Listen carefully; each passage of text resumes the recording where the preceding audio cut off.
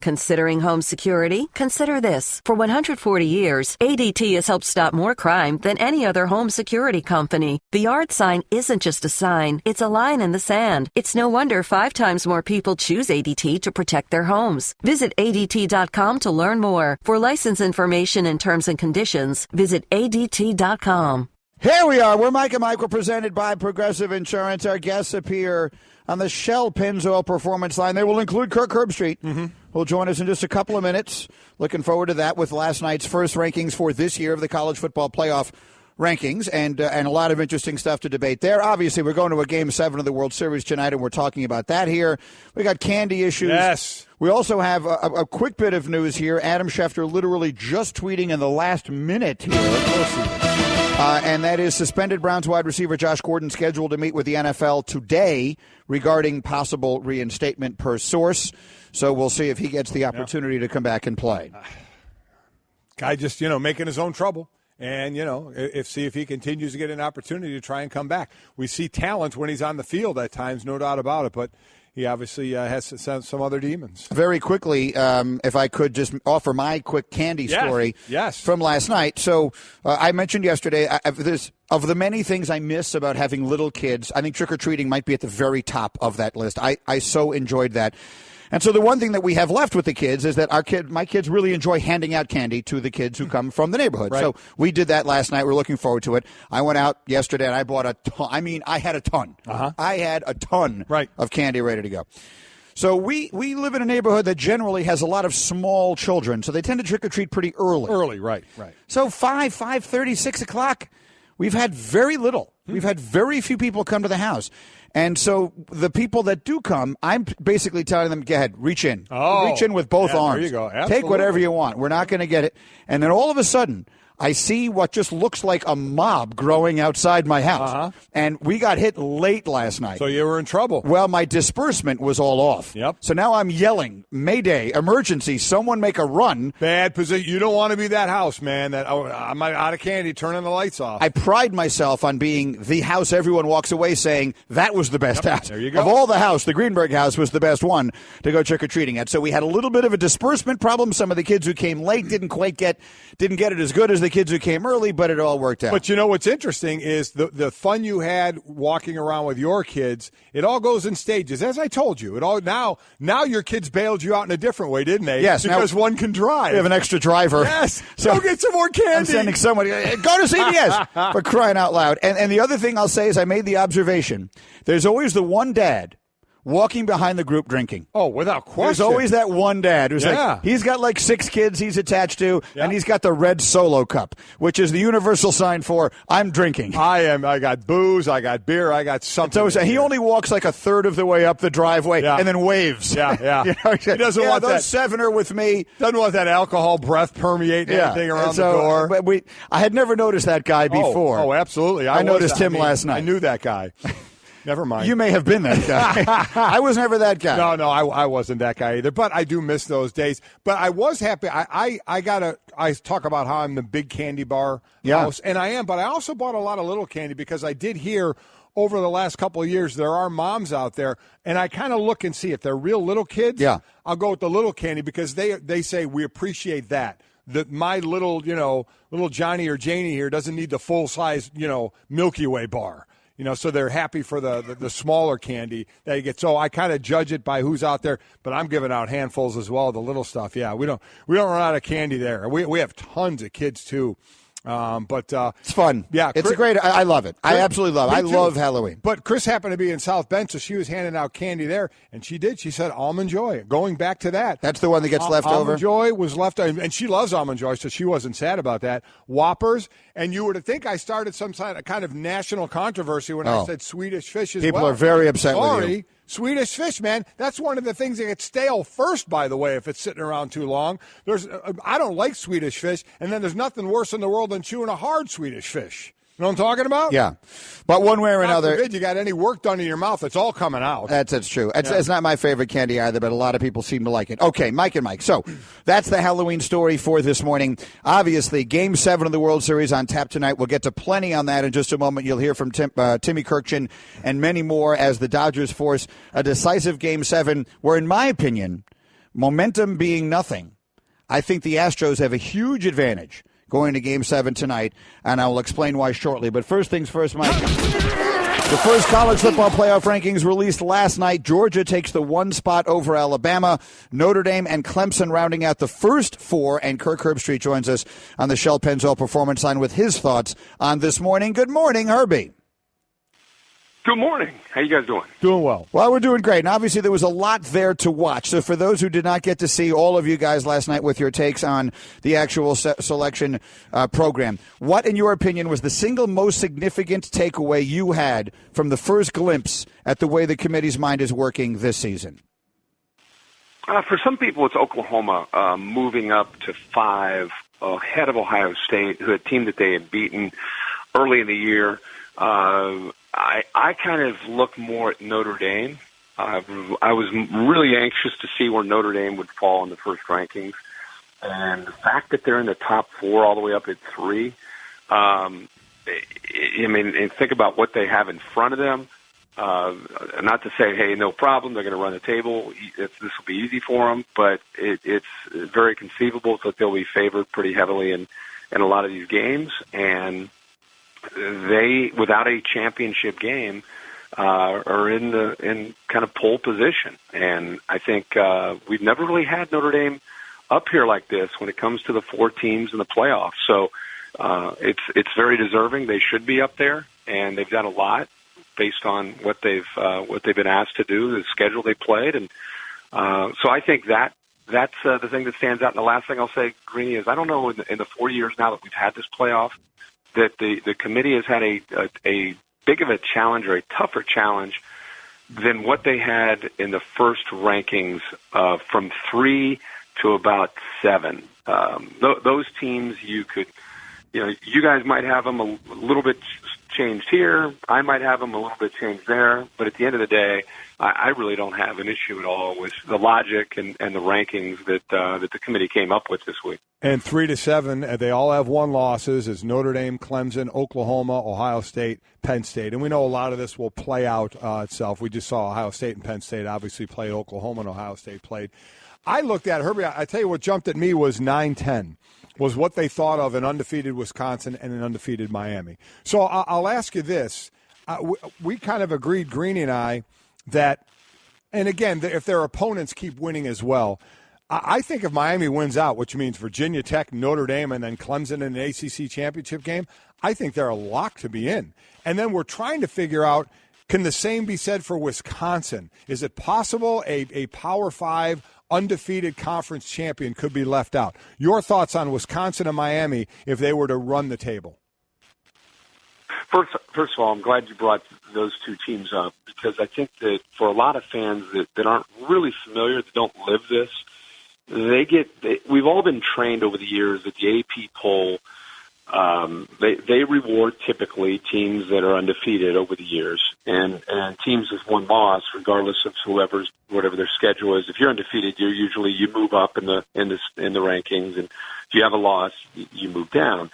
And I really applaud the committee for doing what they did. We don't know how good Wisconsin or Miami are based on the way they played and the teams that they played. So I think it was appropriate in this case to keep them down behind, I don't know, however many, 5 or 6 teams with 1 loss that are ahead of these unbeatens. 6. Yeah, so I think that's important for fans out there to understand, and why it's important to be able to play some of those non-conference games that kind of help your resume to give you a chance. I think it's worth the risk of playing a gutsy, non-conference schedule.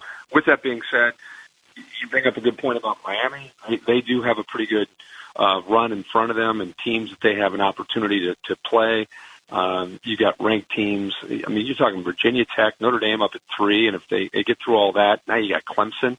I think there's no question that they're going to make a big move if they were able to run their schedule. Wisconsin's a very different case. The only game that they would really have against a ranked opponent would be in the Big Ten championship game. And I think at that point, Mike, it would just depend on what happened in front of them. They would need help. I mean, it's sad to say that you can win the Big Ten and need help and be undefeated. But I think Wisconsin, because of their non-conference schedule and because of the Big Ten West being so weak, that they would definitely need some help to be able to climb up. And the other thing, let's not just look at these rankings, and if you're a fan of a team that's, let's say, it's 6 or 7 or 8 and below, and say, well, my team's out of it. This isn't fair. No, I can't believe this. We've seen many times teams come off the board. I think it was in 14. Ohio State was ranked in the first rankings at 16. Yep. They got all the way up, ended up winning the championship. Oklahoma in 15, their first rankings, they were at 15. So there are teams that can come off the radar and still make a run. And very rarely, when you see the first rankings of the top 4, does it hold steady. Teams are going to lose. I mean, it's just the reality of the sport, especially now that there's pressure on with these rankings. Teams will start to press. They'll play not to lose. They'll be upset. So there's going to be a lot of carnage between now and the next 5 weeks. Mike and Herbie, brought to you by Allstate. Make sure you check out the Herbstreit and Fitzsimmons podcast. We're in agreement completely on Miami. We're in agreement, the three of us, I think, also on Wisconsin. Tell me if we're in agreement on Penn State. And it breaks my heart to say this because I love watching them play. They've played, and you've had several of the Iowa game, which is, to this point, really may have been the most exciting game of the whole season, and maybe up until this Ohio State game this week, whatever. They're the first team in the rankings, to me, that I think has no chance. Because if you look at the way the thing plays out for Penn State, Ohio State can afford to lose a game, and Penn State still won't wind up getting into the Big Ten championship game. No matter what else happens, they will always have that head-to-head loss against Ohio State that'll hold them back. They may be the second-best team in the country for all I know, but I think, Herbie, there are teams behind them that have a chance. But I don't see a road for Penn State to wind up one of these 4 teams. You know, Green, that debate that people get into with college football scheduling about, hey, what's the point in scheduling a tough non-conference game? It doesn't really matter. Just the only thing that matters is to stay unbeaten. This is another example. They played Akron, Pitt, Georgia State in their non-conference. This is an example, and they didn't know how good Pitt would be. I mean, it's a rivalry game. This is an example. If they had Oklahoma up there, right, in their non-conference, and they beat Oklahoma, let's just for argument's sake, and they had that on their resume, and now they lost to Ohio State the way they did, and in grand fashion, and at one point on the road, unbelievable, controlled most of the game and just ended up losing the game, and then they ran the table. They would still be in the, hey, don't forget now, they don't forget the non-conference, they beat Oklahoma. So when people get into that debate, because I know you and I and Mike, we've talked about that, what's the point in playing a tough non-conference schedule? This is why you want to take that risk, because if you don't happen to have a great league that year, or you don't happen to have that anchor win or two, it helps you and it helps your resume to be able to have that tough game. So that's why I think it's important to consider that for athletic directors and coaches. You're right with Penn State, the one loss. Tell me that great win. The reason Ohio State was able to go, despite losing to Penn State last year, was that big win in Norman against Oklahoma. It's the reason Oklahoma now is ahead of Ohio State. Tell me what Penn State has on their resume that gets you really excited about what they've done. I mean, they dominated Michigan at home, who's a top 25 team. They've got Michigan State this week. That's it. And so the only thing they can do, I said this last night, is win by 40 or 50 every week. And the committee just can at the end of the day, after everyone starts to lose, is, hey, they haven't beaten a whole lot of great teams, but I'll tell you what, I wouldn't want to play them. They are really good. That's the only chance they would have. The committee would just go by the eyeball test, not the metrics, and they would just eventually have to put Penn State in because they, the goal here is to put the 4 best teams in. That's the only chance Penn State has, is just to look like one of the best 4 teams at the end of the year. Is it? I look at a conference like the Big 12, Herbie, and I think that's the conference that maybe has the best chance, and I mean this unfortunately for them, to cannibalize themselves right out of this thing. Would you agree? Well, I think it just depends on what happens in front of them. I think Oklahoma is right now, after the rankings came out, despite the loss to Iowa State and Iowa State controlling its own destiny within that conference.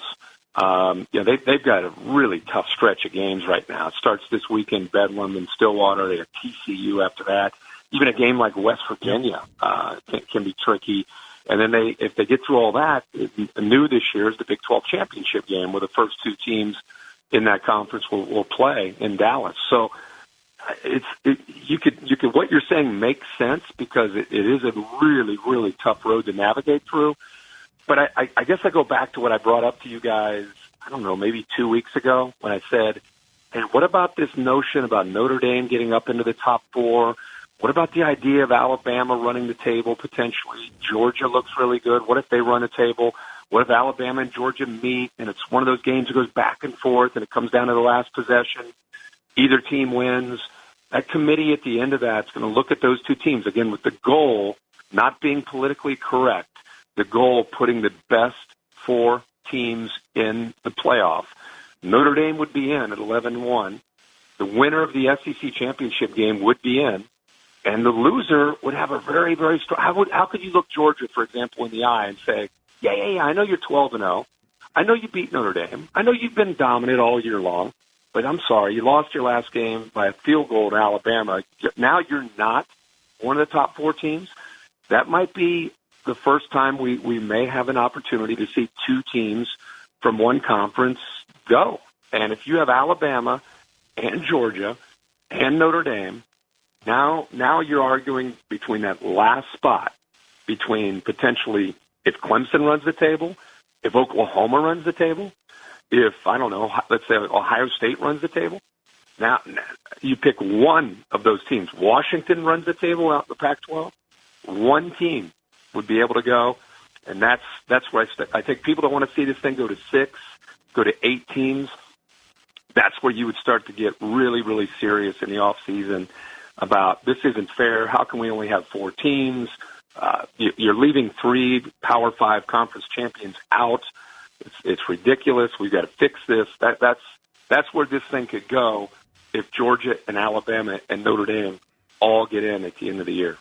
I totally agree, and I like everything about the scenario that you just paint. I think we both, Mike and I, both nodding, so I think we both agree. Mike and Mike Herbie with us. We're presented by Progressive Insurance.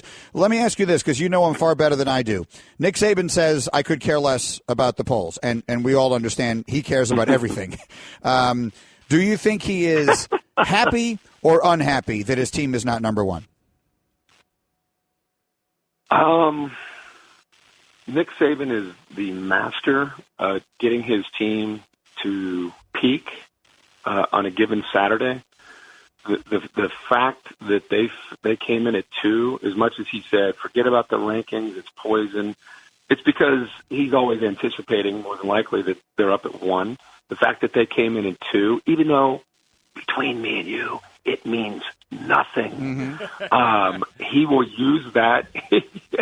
He will use that in a way of disrespect and whatever he needs to do. That Georgia's a better team. Let's just put it to you this way: I wouldn't want to be LSU this weekend because they're going to get the heater from Bama this week. And if you're a gambling man, I'm sure Alabama looks very friendly to you this week. They will be very, very aware and very focused as they take the field this Saturday. And what about everybody wants to talk about Alabama hadn't played anybody, and they played Florida State at the beginning of the year. It was a different Florida State team than right now. How about who they still have to play? Yep. LSU's up there in the top 20. Mississippi State's up there in the top 16. Auburn on the road. And then an SEC championship game against Georgia. So by the time they're done, they'll have played a pretty impressive schedule. But to your point, Green, yeah, they are going to be well aware of that number 2 ranking, and he'll get them to take that personally, and they'll show up with the eye of the tiger Saturday. I agree. I think he loved it. I'm picturing him sitting in a room, and when Georgia popped up at number 1, he got out of his chair screaming and cheering. I'm going to use this. Like we always see those kids at Selection Sunday for the basketball. Herbie, great job. Well done. Now this stuff gets really fun, and we'll be looking forward to it, and we'll see you this weekend. Thanks Herbie. Absolutely. Okay, guys. See you, man. That's Kirk Herbstreit with us every week here now this really is getting into the nitty-gritty. And let me say this, and this is, in my opinion, and for anybody saying that, whether they're people that work here, anywhere, I'm equal opportunity here. If you are one of those that says 2 teams from the same conference shouldn't make it, then that means you don't believe in this system. That means you don't believe in the playoff where The whole object is to get the 4 best teams at the end of the season. It is absolutely possible that 2 of those best teams can come from the same conference. And I think we could easily see it this year. So if you say, yeah, I like this system of picking the best 4 teams in the country, but there can't be 2 teams from the same conference, I have no idea what's going on in your mind. No clue. That makes 0 sense. You can say, I hate the whole system, and 2 should never be in it for then that's fine. But if you say, I'm cool with them picking the best 4, but it can never be 2 from the same conference, to me, that's hypocritical. It makes 0 sense. And for what it's worth, the BCS, we had 2 teams from the same conference play each other for the national championship with Alabama and LSU not that long ago. Right. And last year, Ohio State got in out of the Big Ten, and they weren't the conference champion. Right. So what's the difference between a non-conference champion representing a conference or 2 teams coming out of the conference? Right. It is ostensibly the same thing. I agree. I don't think there's any reason why you can't have 2 teams from the same conference. All right, to the World Series, we'll go next. Much more on this as we go. And I've got a story, I've got something, forgetting everything else, that you really should genuinely be angry about. 1-800-Flowers.com Twitter feed. James tweets at you, Golick, if you're not the best team in your conference, you don't deserve consideration for best in the nation, period. It's ridiculous. We're talking about the best 4 teams at the end of the year.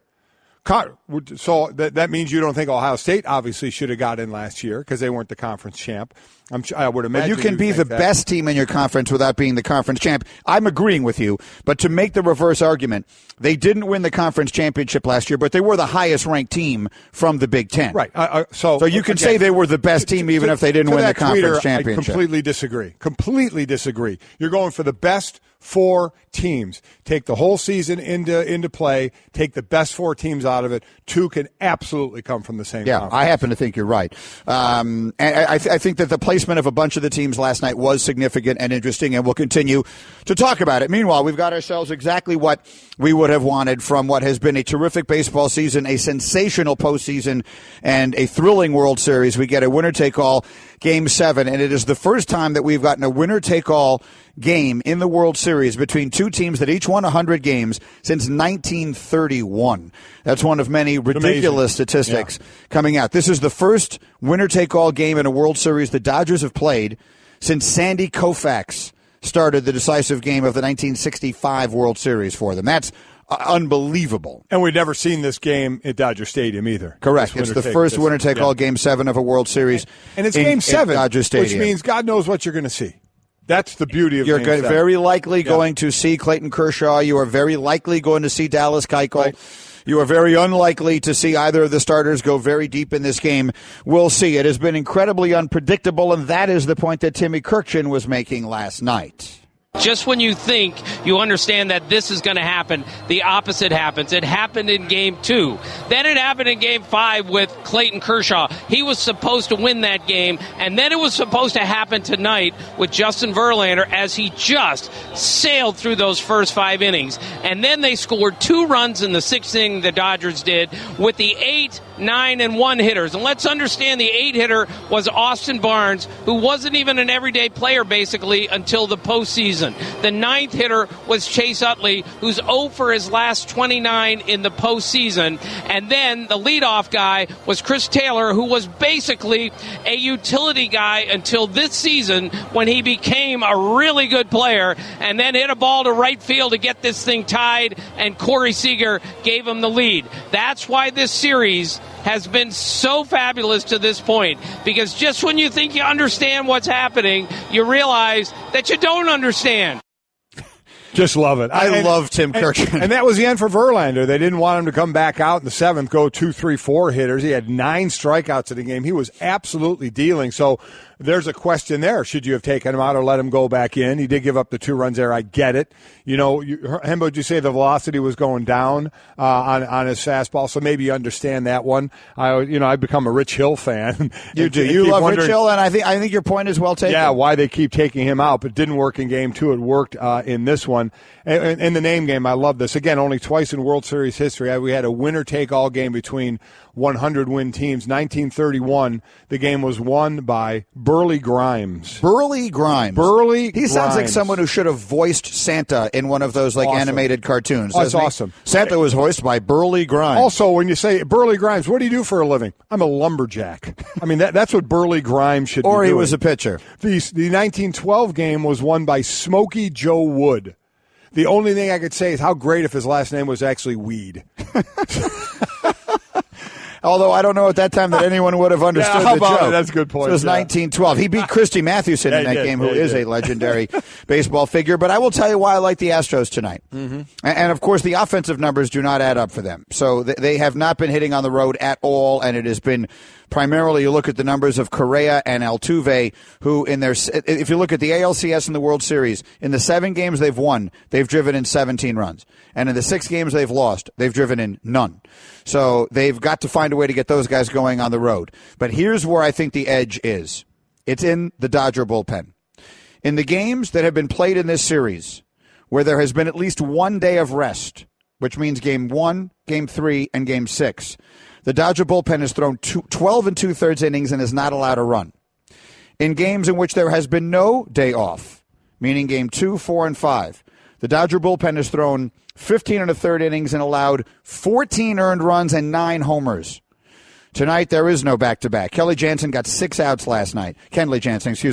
So let's see what winds up happening tonight. If the Astros get into that bullpen, which you assume they would, Darvish struggled mightily in Game 3. If they get into that bullpen, is there a little bit of fatigue there? Can the Astros finally get their offense going? I like the Astros in a high-scoring game tonight. See, the only thing I'll say about that is the bullpen changes tonight, doesn't it? Because of Clayton Kershaw and whoever else they can throw out of there. So I don't think it's the normal, oh my gosh, the bullpen didn't get that day rest, and it's a bullpen that's been lit up without that.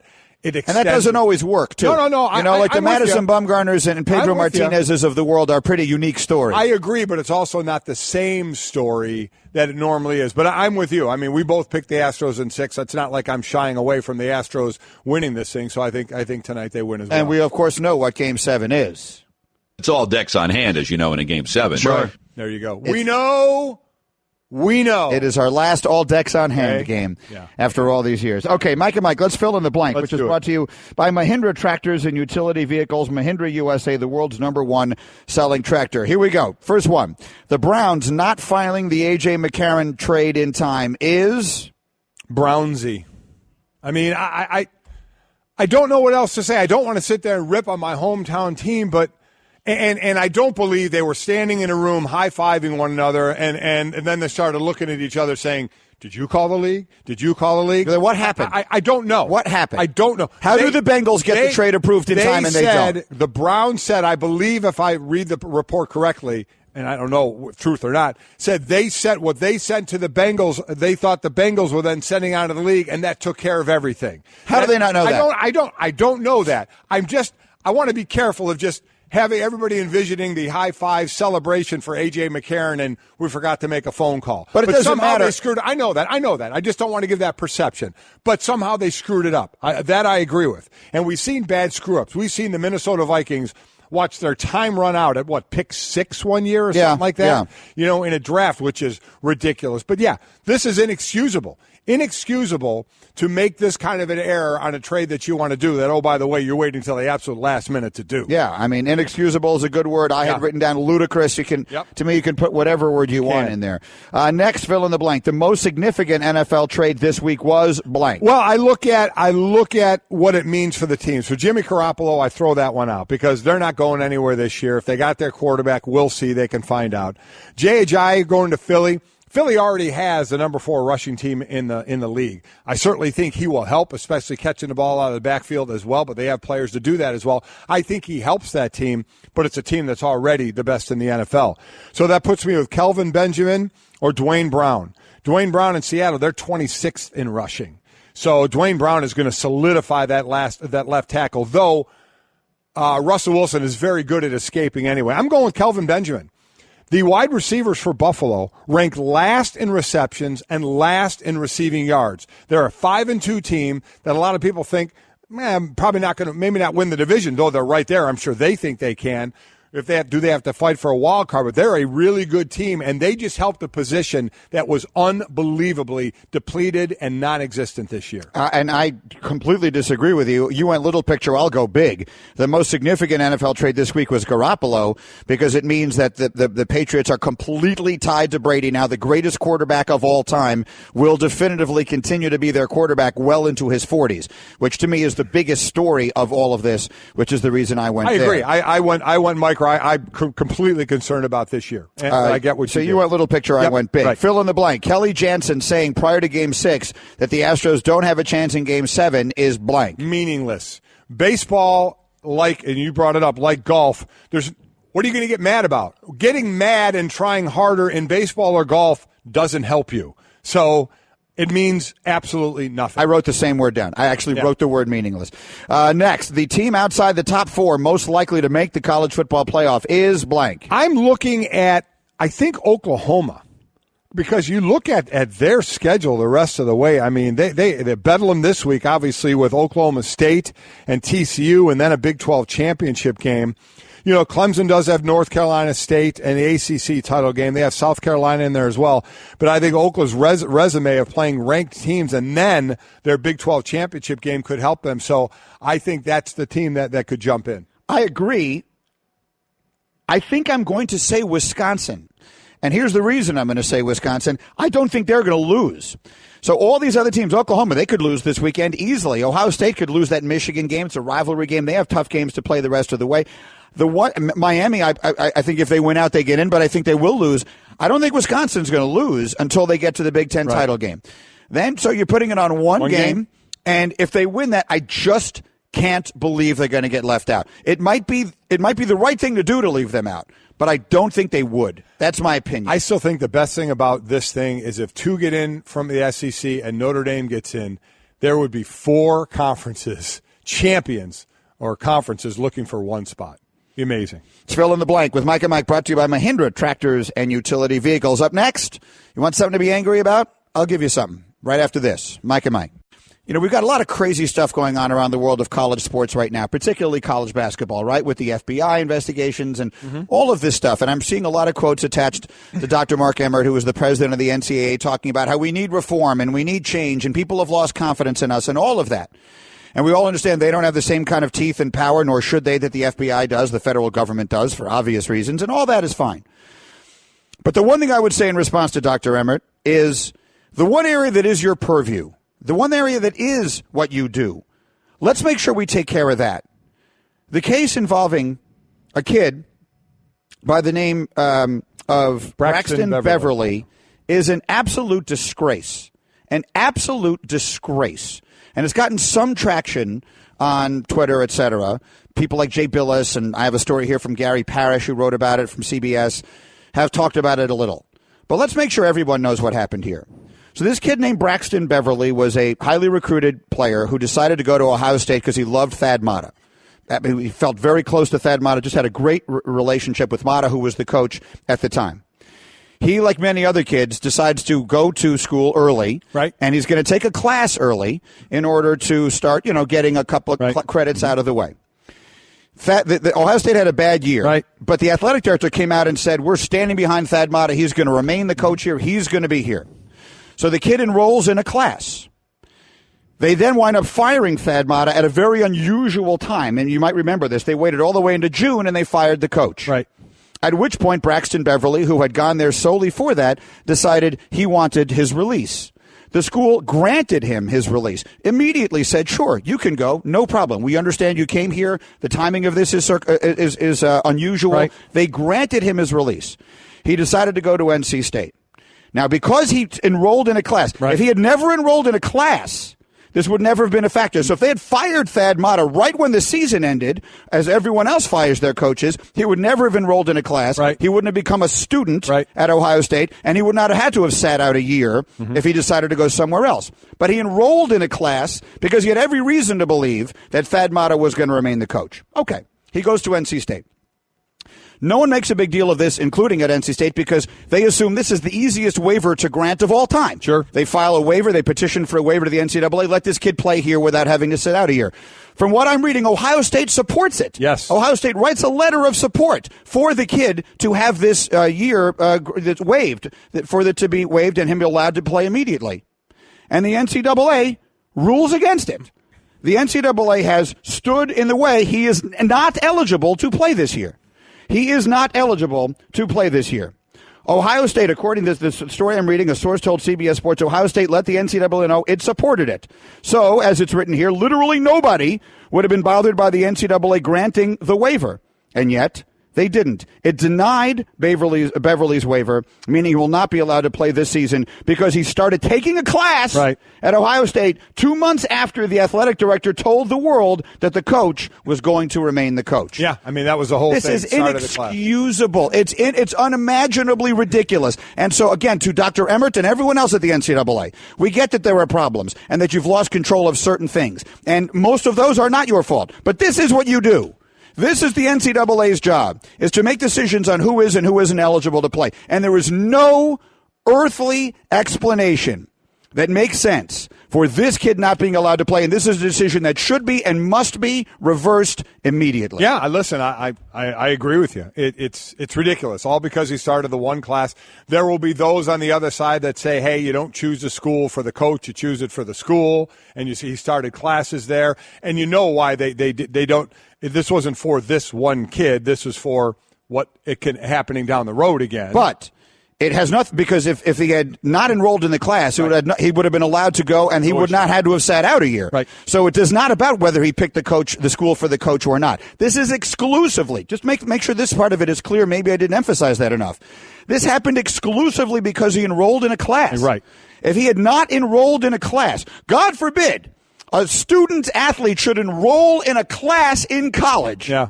That's what he is being penalized for. Right. He is being suspended for the year because he enrolled in a class. It has nothing to do with the fact that he shouldn't have picked the school for the coach, because if the coach had been fired in March or in April, and he would never have enrolled in a class, he'd be playing at NC State right now. Mike, there isn't any explanation for this. No, you're right. You're right. There's no way to defend it. So what do? So we sit around and we say, we wring our hands. Do? Well, I don't know. Maybe someone should get mad and someone should do something. I think a lot of people are ridiculous. I think a lot of people are mad. But again, I agree with you. They've done a lot of things you're mad at, but what are you going to do? We always say that, okay, we don't like it. We want it to change. Emmert says things should change, but nothing changes, or things don't change unless they want them to change quickly. How quickly did one player say, my God, I'm going to bed hungry? Was there snacks for everybody after that? When you couldn't have peanut butter and a bagel, all of a sudden one player says, I'm going to bed hungry, and the world stood on end, and it seemed like a day later, the NCAA said, okay, food for anybody. Give them snacks anytime they want. So they can do things if they want to do them. So I don't know what the answer is. Pressure them more, but... Well, that's what we're trying to do. That's why I brought it up. So I've seen a little bit on this on Twitter. Jay Billis was tweeting about it. And Jay tweets about stuff like this all the time. And maybe sometimes because there are so many things that he tweets about that it just loses a little bit of its steam, even though Jay has a much louder and better voice on this. He does. And knows 10 times more about it than I do. But so we'll bring it to this show. And I'm telling you right now, this has to change. This kid should be allowed to play this year. Straight Talk Wireless, nationwide coverage on America's largest and most dependable 4G LTE networks. Is this the most important thing that ever happened? Of course not. But this is the one thing they control. This is the one thing you can do, NCAA. Let this kid play.